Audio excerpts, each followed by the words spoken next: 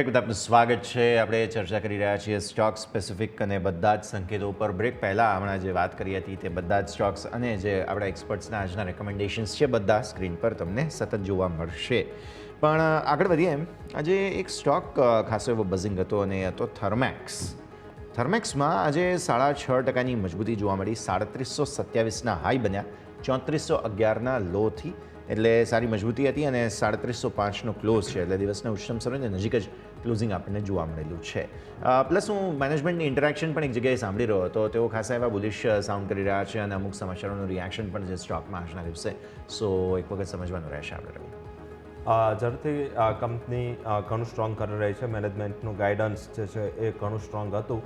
Particular I think કે જે થર્મેક્સને positivity છે કે આખું સેક્ટર બઝિંગ છે, આખા સેક્ટરમાં તમામ કંપનીઓ, એમાં પણ કેપિટલ ગુડ્સ, પાવર, આ બંને સેક્ટર ઘણું સ્ટ્રોંગ કરી રહી છે અને આ બંને સેક્ટરના જે કોરિલેશન છે થર્મેક્સ સાથે છે. આ ઉપરાંત જોઈએ તો એનું પણ મીન્સ વાર્ષિક પરિણામો છે એ માર્કેટના અનુમાન આસપાસ જ હતા. એવું કંઈ ખાસ બીટ હોય એવું નહોતું, પરંતુ સતત ત્યાં પાવર સેક્ટર અને જે કેપિટલ ગુડ્સ સેક્ટરમાં તેજી આવી રહી છે. સિમેન્ટ્સ હોય, સાથે સિમેન્ટ્સમાં તો આટલા નકારાત્મક ન્યૂઝ હતા કે મેનેજમેન્ટ સ્ટેક વેચવાનું છે આ તે, છતાં પણ સ્ટોક હાઈ પર છે. એબીબી એ પણ ટોપ પર છે. તો આઈ થિંક જે Euro+1 થિયરી ચાલી છે એ આ કંપનીઓને ઘણું સારું સપોર્ટ આપી રહી છે. Euro+1 શું છે, ત્યાંની જે પણ કેપિટલ ગુડ્સ કંપનીઓ છે એને સૌથી મોટા ઇસ્યુ એ છે, પહેલો ઇસ્યુ એ છે કે ત્યાંથી લઈ અને જે ટ્રાન્સપોર્ટેશન એક્ટિવિટીઝ છે જે સ્મૂથ હતી એ આટલી સ્મૂથ રહી નથી. સેકન્ડ જે પોસિબિલિટી છે, એમની જે ઇન્ટરનલ ડિમાન્ડ છે એને સ્ટ્રક્ચરને લઈ થોડું પ્રોબ્લેમ ચાલી રહ્યો છે. અને વર્લ્ડમાં ચાઇના ઉપરાંત જો કેપિટલ ગુડ સેક્ટરની સૌથી મોટી કેપેસિટી હોય તો ઇન્ડિયા પાસે છે ને ઓલરેડી યુરોપની બધી જ કંપનીઓનું સારું એસ્ટાબ્લિશમેન્ટ અહીંયા છે. તો ટોટલી જેટલી સપ્લાય ચેન છે એમાં પણ કેપિટલ ગુડ્સની અને પાવર ગુડ્સની એ બધી ઇન્ડિયા ઉપર ટ્રાન્સફર થઈ છે. મારા હિસાબે એક સૌથી મોટું રીઝન છે, જેના હિસાબે ફંડ હાઉસીસ પણ પોતાનો ટાર્ગેટ રેઝ કરી રહ્યા છે. આ ઉપરાંત મેનેજમેન્ટ પણ બોલિશ છે. 4200 સુધીનું લેવલ તમને આ વર્ષમાં કંપની આપી શકે છે. 4200 આગળ જતાં આ વર્ષમાં તમને જોવા મળી શકે. સો નજર તમારી અહીંયાથી હોવી જોઈએ. એક સ્ટોક બહુ ઇન્ટરેસ્ટિંગ છે અને તે છે વી-માર્ટ રિટેલ. વોલ્યુમ પણ વધ્યા છે આજે, પ્રાઇસ એક્શન પણ બહુ સરસ વધ્યું. 8% આસપાસની મજબૂતી તમને અહીંયાથી જોવા મળેલી છે. એવેન્યુ સુપરમાર્ટ્સના પણ હું બહુ આજકાલ ચર્ચાઓ જોઈ રહ્યો છું, પણ વી-માર્ટ ઓબ્વિયસલી પહેલાં ખાસ આપણે ફોકસ કરીએ, એવેન્યુ પછી ચર્ચા કરીશું. વી-માર્ટમાં આજે સારું એક્શન, 2023નો આજનો ક્લોઝ છે, બહુ જ સરસ પોઝિટિવિટી આજે જોવા મળી છે અહીંયા. જરૂરથી આ સેકન્ડ મારો પોર્ટફોલિયો સ્ટોક છે. હાલાકી પહેલો જે ટોરેન્ટ પાવર જે હતો એટલી ઝડપથી તેજી નથી આપી, કારણ કે મેં 1200 આસપાસ લીધું હતું. આજે ઘણા ટાઈમ પછી એટલો સુધારો જોવા મળ્યો. બેઝિક જે આ કંપનીને જ્યાં ફોકસ એરિયા છે એનું ઈસ્ટર્ન પાર્ટ છે. સેકન્ડ કે આ કંપની છે એ થોડું કન્ઝર્વેટિવ અપ્રોચ સાથે ગ્રો કરી રહી હતી, પરંતુ લાસ્ટ ક્વાર્ટરમાં જે સ્ટોર ઓપન થયા એ ઘણા એગ્રેસિવ હતા.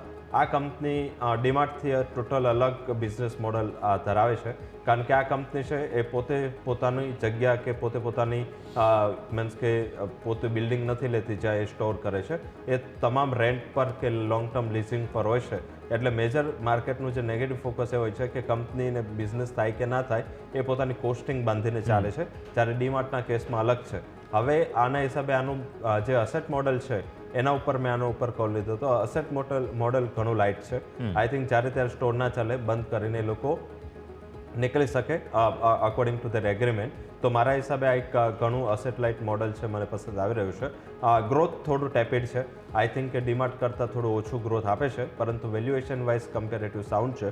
મારા હિસાબે 2280નું ટાર્ગેટ સાથે ત્યાં હોલ્ડ થઈ શકે છે કે નવી ખરીદી કરવી હોય તો 1970 આસપાસ ખરીદી થઈ શકે છે.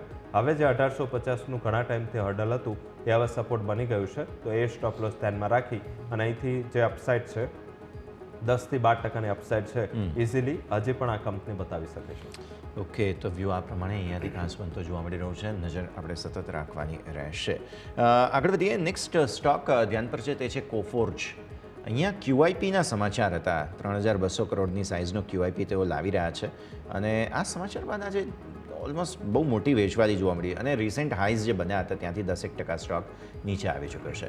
સો ખાસું એવું કરેક્શન છે ઇન્ટ્રાડે બેસિસ પર, ઓલમોસ્ટ 7.5% આસપાસનું. QIPના સમાચારથી આટલી મોટી વેચવાલી તો ના હોવી જોઈએ. જરૂરથી QIPનું જે ન્યૂઝ છે આઈ થિંક કે એના હિસાબે બેઝિક આજે સ્ટોક કરેક્ટ થયું. ઘણા સ્ટોક ન્યૂઝના હિસાબે વધતા હોય છે, ઘણા ઘટતા હોય છે.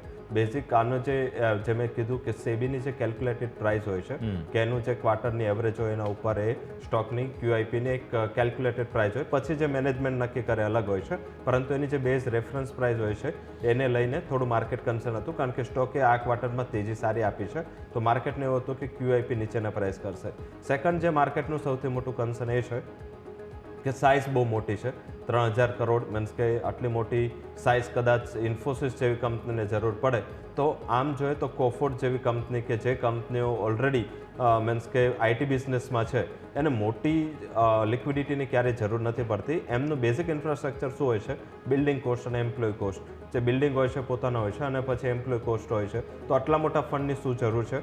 કારણ કે કંપનીએ કોઈ ગ્રોથ પ્લાન નથી આપ્યા અને સાથે QIP લોન્ચ કરી દીધો, તો અત્યારે માર્કેટ એવું માને છે કે આ QIP થ્રુ જે રકમ આવશે એનો યુઝ શું થશે, કારણ કે જ્યારે ત્યારે QIPનો યુઝ જો ડેવલપમેન્ટમાં થાય, લાઈક મેક્રોટેકમાં આપણે જોઈએ તો જે QIPથી પૈસા આવશે એ ફર્ધર અર્નિંગ માટે થશે. આનો જે યુઝ છે શું થશે એને લઈને માર્કેટને હજી પણ કન્સર્ન છે. મારા હિસાબે આ નીજર્ક રિએક્શન છે, ફંડામેન્ટલથી થોડું વધારે રિએક્શન છે, તો હવે વેચવાલી ના કરવી જોઈએ. આઈ થિંક કદાચ જે પ્રાઇસ આવી જશે જ્યારે QIPનો રેફરન્સ પ્રાઇસ, એ બાદ આ સ્ટોકમાં સારી સ્ટેબિલિટી આવશે. અને આમ પણ જોઈએ તો સ્ટોક બહુ ચાલુ છે, ઓવર વેલ્યુએશનના પ્રોબ્લેમ ઓલરેડી માર્કેટને નડી રહ્યા હતા. આ એક સારા લેવલ પર સ્ટોક આજે આવી ગયો છે. 5620નો એક ઇમ્પોર્ટન્ટ સપોર્ટ છે, આ સપોર્ટ આસપાસ આવે તો મારા હિસાબે ખરીદી કરો. મારા મત મુજબ જે કેલ્ક્યુલેટેડ પ્રાઇસ આવશે એ 5600 આસપાસનો પ્રાઇસ આવશે, તો આઈ થિંક એ તમને ત્યાં બેઝ બનતું દેખાશે અને ઉપરની બાજુ ફરીથી 6000 સુધીનો ટાર્ગેટ આ કોફોર્ડ બતાવી શકે છે. માઇન્ડમાં એ રાખવું જોઈએ, ગ્લોબલ પરિબળોને મેં આમાં સામેલ નથી કર્યા. જો ગ્લોબલ માર્કેટની વાત કરીએ તો IT સેક્ટર થોડું કન્સોલિડેટ કરી રહ્યું છે. AI ટેક કંપની એનવિડિયાની આજે રાત્રે મોટી એક કોન્ફરન્સ છે અને એના ઉપર જે કમેન્ટ આવશે એને આધારિત કાલે IT સ્ટોક્સમાં મૂવમેન્ટ પણ આવશે, તો આ વસ્તુ ધ્યાનમાં રાખવી જોઈએ. જો આ મૂવમેન્ટમાં કદાચ નીચે મળે છે તો ખરીદીની સારી તક છે.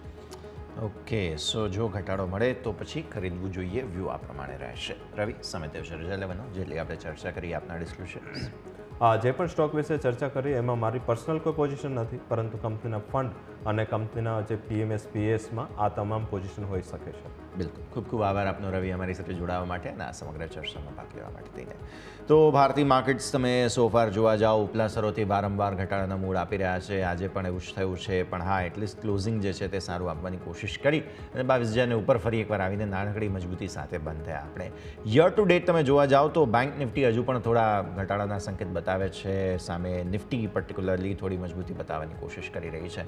પણ હવે ચૂંટણીના માહોલમાં ધીરે ધીરે આગળ વધી રહ્યા છીએ અને આજે જે રિએક્શન માર્કેટે આપ્યું તેમાં ચૂંટણીનું પણ થોડું રિએક્શન જરૂર હોય, કેમ કે તારીખોની જાહેરાત વગેરે થયું શનિવારે અને એનું રિએક્શન પણ હતું. પણ હવે એક જેમ રવિ પણ કહી રહ્યા હતા કે નોન ઇવેન્ટ થઈ જશે, આ પરિસ્થિતિ આપણને અહીંથી જોવા મળી રહી છે. આશરે જ આ શોમાં બસ આટલું જ. મને યશના આપશે રજા. આગળના અપડેટ્સ માટે આપ જોતા રહો ન્યૂઝ કેપિટલ ગુજરાત.